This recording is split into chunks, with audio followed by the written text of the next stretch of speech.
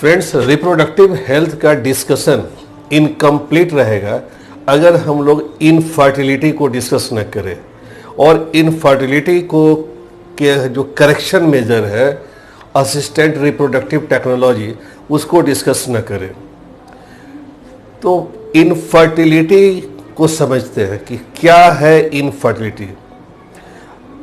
Friends, हमारे country में बहुत सारे कपल ऐसे हैं जो चाइल्डलेस हैं, जो पेरेंट नहीं बन पाए हैं।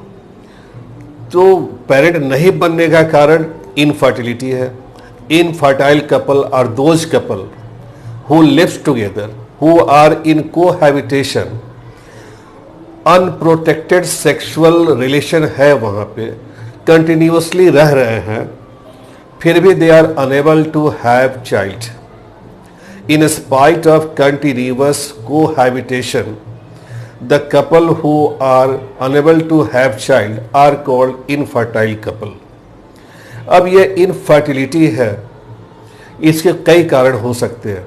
Physical, diseases, drugs, emotional, immunological, psychological, ये फैक्टर्स है जिसकी वजह से कोई पेरेंट नहीं बन पा रहा है।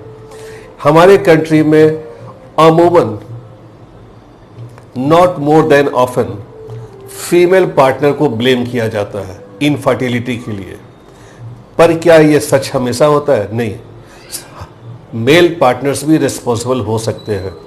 मेल पार्टनर की इनकैपेबिलिटी की वजह से unable to produce normal count of sperms, unable to inseminate properly, male partner भी इनफर्टाइल हो सकता है। तो उसके लिए हमारी कंट्री में क्लिनिक्स है, फर्टिलिटी क्लिनिक्स है। ये असिस्ट करते हैं कपल्स को to have children by corrective measures. Corrective measure diagnosis करते हैं, करेक्टिव मेजर्स लेते हैं और वो असिस्ट करते हैं टू हैव चिल्ड्रन। इफ ये डायग्नोसिस और करेक्टिव मेजर्स गेट फेल, तब हमारे पास कुछ अलग टेक्नोलॉजीज है जो हेल्प करते हैं ऐसे कपल्स को टू हैव द चिल्ड्रन, और वह टेक्नोलॉजी है असिस्टेड रिप्रोडक्टिव टेक्नोलॉजीज। क्या है assisted reproductive technology? Special corrective technologies, special corrective technologies which help the infertile couple to have children is called assisted reproductive technologies। इस technology में हम पढ़ेंगे पहला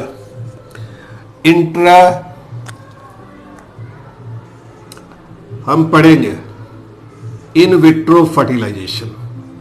इन vitro fertilization, in vitro fertilization का मतलब fertilization outside the body of female, outside the fallopian tube in the laboratory in a simulated condition। वैसा condition जो condition fallopian tube के अंदर था, वैसे ही कंडीशन में हम लोग लैब में स्पर्म को ओवम से फ्यूज कराते हैं और फर्टिलाइजेशन को अचीव करते हैं। In vitro fertilization is followed by transfer of embryo in the female. ET embryo transfer के दो फॉर्म हमारे सामने हैं। अगर हमारा जाइगोट जो इन विट्रो फर्टिलाइजेशन से ऑब्टेन हुआ है, मिला है, यह जाइगोट 8 ब्लास्टोमियर स्टेज तक है, तो उस टेक्नोलॉजी को हम कहते हैं ZIFT, zygote intra Fallopian transfer. ZIFT, Z stands for zygote, intra Fallopian. Up to 8 blastomere zygote या एम्ब्रियो को हम ट्रांसफर करते हैं in the fallopian tube of ovary, in the fallopian tube of female. Second type is intra uterine transfer.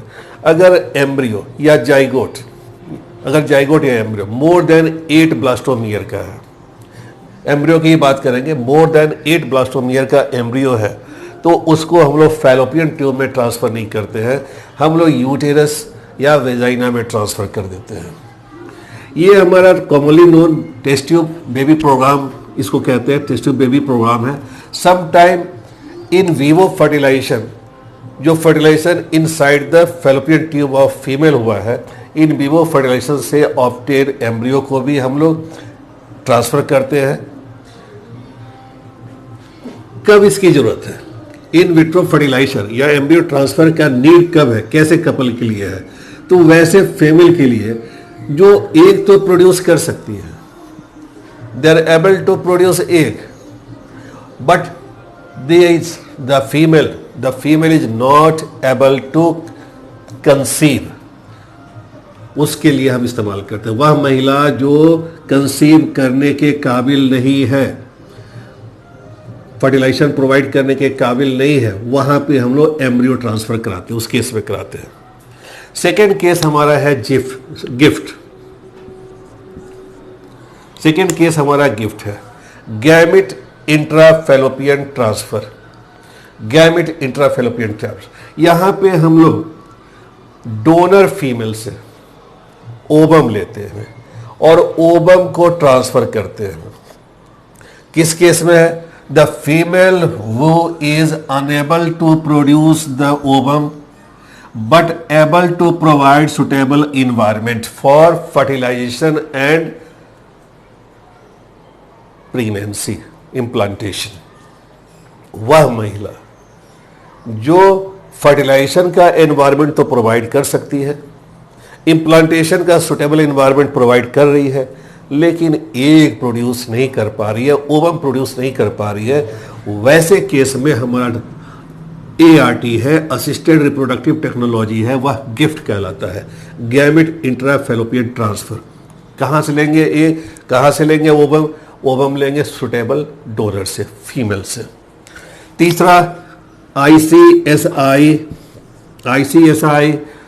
Intracytoplasmic sperm injection. Sperm को indirectly inject कर देते हैं in the cytoplasm of ovum में। चौथा है हमारा आर्टिफिशियल इंसेमिनेशन और intrauterine transfer. Intrauterine insemination,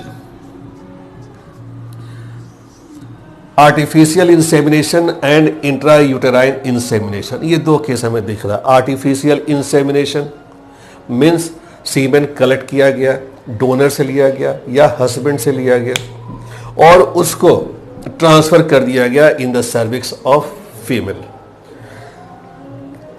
intrauterine insemination, यहां पे सीधे यूटेरस में ट्रांसफर कर रहे हैं सीमेन को। किस केस में यह मेथड या टेक्नोलॉजी इंपॉर्टेंट हो जाता है? When the male partner is unable to inseminate properly, when the male partner has low sperm count, when the male partner has lesser sperm mobility, motility कम हो, स्पर्म काउंट कम हो, या insemination due to physiological dysfunction और morphological dysfunction unable हो inseminate करने में, उस केस में हम ये मेथड इस्तेमाल करते हैं। तो ये सारे मेथड्स हैं। ये मेथड्स बड़े प्रिसाइज हैं, they require very costly infrastructure, they require high precisation, बहुत प्रिसाइज है ये, और ये फैसिलिटी इजीली अवेलेबल नहीं है, सेंटर्स कम है। साथ ही साथ इसके साथ कुछ सोशल स्टिग्मास भी हैं, कुछ रिलीजियस स्टिग्मास हैं, कुछ सोशल हैं। तो ये हमें उतना पॉपुलर नहीं हुआ है, जबकि ये इम्पॉर्टेंट है टू हैव द चिल्ड्रन। हमारे कंट्री में बहुत सारे बच्चे ऑर्फन हैं, ऑर्फनेज में हैं, बहुत डिस्टिट्यूट बच्चे हैं, वो उनको भी पेरेंट चाहिए। तो एक वह भी मेथड है टू हैव द चिल्ड्रन कि ऑर्फनेज में जाए, ऑर्फन बच्चों को एडॉप्ट करें, और आप हमारे कपल्स जो इनफर्टाइल कपल्स हैं वो पेरेंट बन सकते हैं। Okay friends, thank you. ये वीडियो भी सोशल इन्फॉर्मेशन को डिसेमिनेट करने के लिए है कि आप इसके बारे में अवेयर हो और इनफर्टाइल कपल को असिस्ट करें।